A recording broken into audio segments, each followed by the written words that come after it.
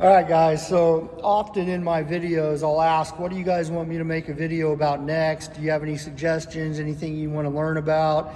And I really get crickets. No one says anything. So I just have to guess at my next video and what to talk about. This time, finally, on one of my last videos, someone actually said, I would like to know the pros and cons of deleting my EGR. So since I never get requests and I finally got one, you're damn right, I want to talk about the pros and cons of deleting the EGR. So let's start with the pros first, right? Because there are a lot of good reasons to delete the EGR. So remember that EGR is coming from the exhaust side of the engine, is getting recirculated back into the intake right up here at this guy, which is the EGR valve.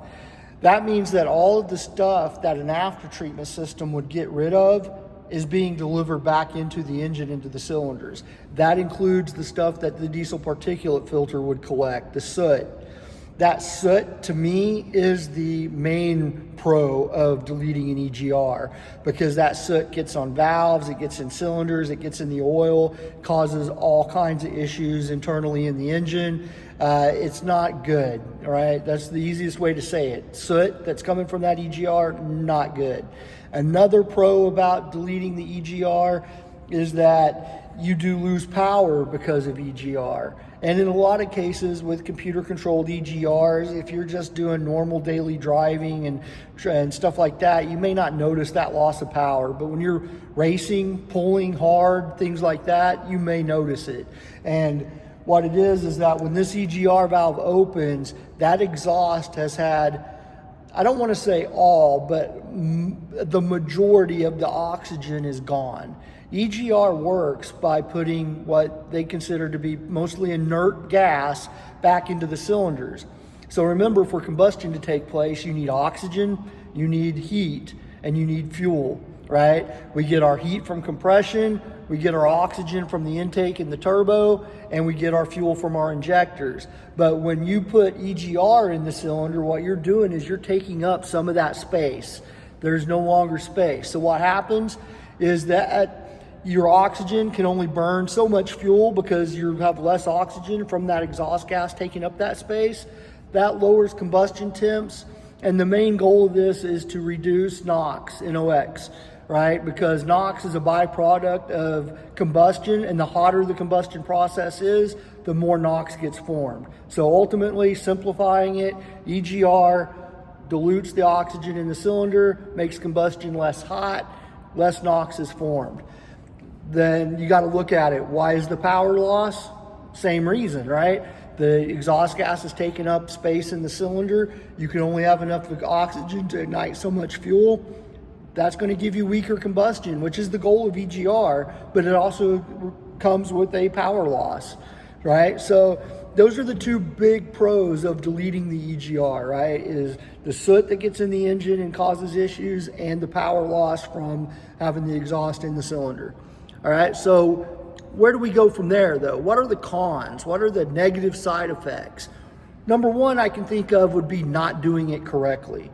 If I just willy-nilly janked this thing off and stuck a block-off plate in its place, you got to remember that this engine was designed and engineered to have this EGR on it.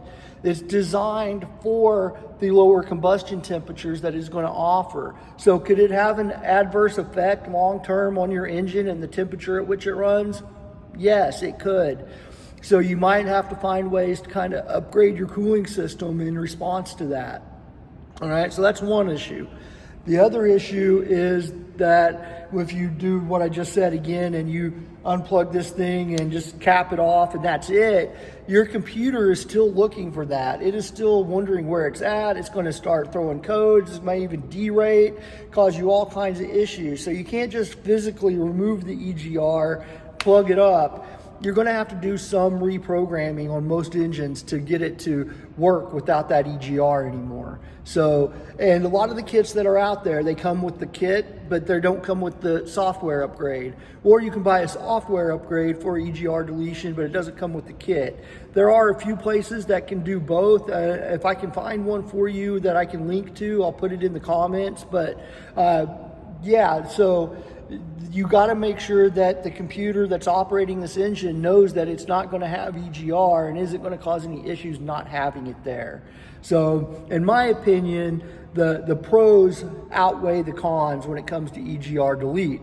However, the other con you got to consider is that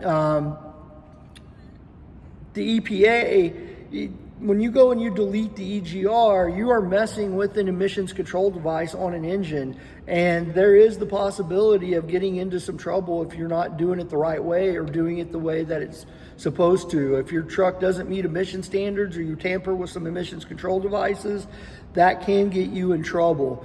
All right, I haven't seen that they, necessarily going after individuals doing this to their own truck, but fleets and shops and stuff that do this regularly have to be very careful about how they do it, how they advertise it, and things like that. So there could be negative compliance issues with deleting an EGR. So make sure you read up on those and understand in your state and what you're doing and kind of get an idea if it's something you want to risk or not, right?